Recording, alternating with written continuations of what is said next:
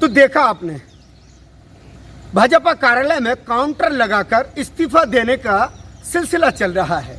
Siddharth Malaiya BJP से क्या अलग हुए, उसके बाद दमों के बड़े चेहरे भाजपा के जो थे वो भी बाहर हुए, उन्होंने भी इस्तीफा सौंप दिया। अब एक नई बात सामने आई है, दमोहनगर के वर्तमान और पूर्व पार्षदों ने एक राय होकर इस्तीफा सौंप दिया। भले ही बीजेपी कार्यालय में अध्यक्ष इस्तीफा लेने के लिए मौजूद ना हो, लेकिन उन तमाम पार्षदों ने अपना इस्तीफा दीवार पर ही चस्पा कर दिया।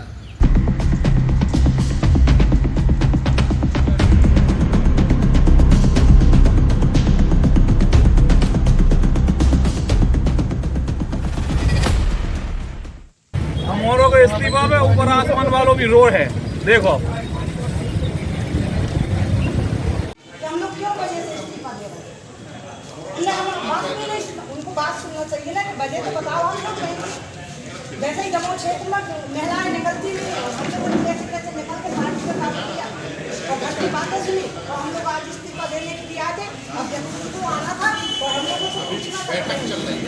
अरे भैया बैठक तो वो हमेशा हो, क्योंकि चुनाव आ गए, बैठक हमेशा चलती रहेगी और होती रहेगी, क्योंकि वो चुनाव नहीं सूचना थी, बात हुई थी तभी तो हम लोग कैसे बिना अध्यक्ष की अनुमति से हम लोग क्या जाते नहीं आते।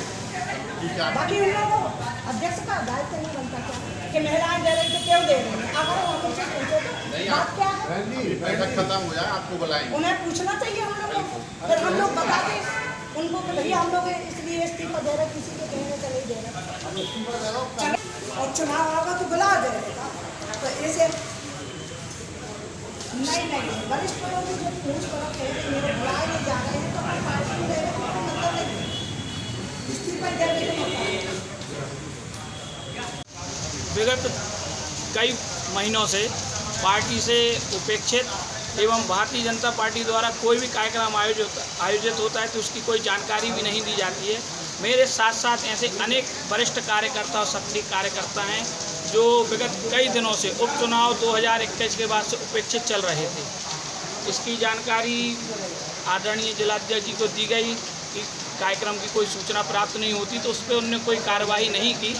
उसके बाद मन दुखी था और परसों उनका एक बयान देखा मैंने, जो कि उनने कुछ पूर्व पदाधिकारियों ने इस्तीफा दिया। उसके बाद उनने उसको बोला कि एक कृत्य चल रहा है जो पार्टी को बदनाम करने का काम किया जा रहा है।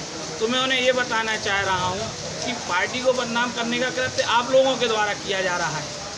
भारतीय जनता पार्टी जो रीढ़ है उसको कोई पूछ नहीं रहा है। और आपको एक मैं बात बताना चाह रहा हूँ, रही राष्ट्रवाद की बात, 2018 चुनाव में, विधानसभा चुनाव में जो लोग भारतीय जनता पार्टी के प्रत्याशी को हराने में जुटे हुए थे वो राष्ट्रवाद की बात कर रहे हैं। ये कहाँ तक सही है? ये तो शर्मनाक है। और मैंने आज पार्टी की नीति से दुखी होकर अपनी प्राथमिक सदस्यता से त्यागपत्र दिया है और मैं अपनी माताजी श्रीमती उषा अग्रवाल जी का भी त्यागपत्र साथ में लाया हूँ।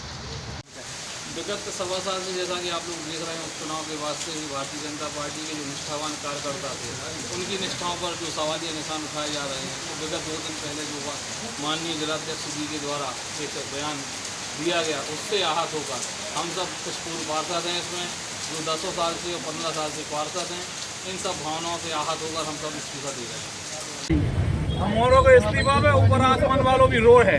देखो